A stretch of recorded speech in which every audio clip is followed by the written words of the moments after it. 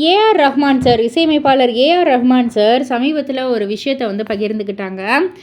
மனைவியுடன் ஏன் இந்த பிரிவு அப்படின்னு கேட்கப்பட்ட ஒரு கேள்விக்கு, இந்த முடிவு எளிதாக எடுக்கப்பட்ட முடிவே கிடையாது. நீண்ட காலமாக படிந்து வந்த அழுத்தங்களின் விளைவு தான் இந்த முடிவு.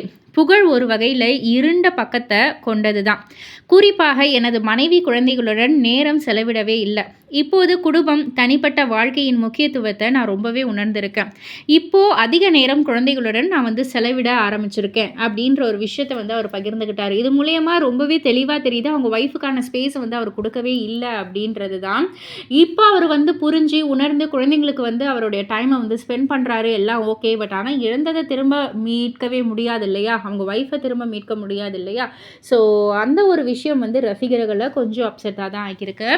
இதை பற்றி நீங்கள் என்ன நினைக்கிறீங்க? உங்களுடைய கருத்து என்ன அப்படின்றத கீழே உள்ள கமெண்ட் பாக்ஸில் குறிப்பிட்டு சொல்லுங்கள். மறக்காமல் சேனலை சப்ஸ்கிரைப் பண்ணி பக்கத்தில் உள்ள பெல் ஐக்கானை கிளிக் பண்ணிவிடுங்க.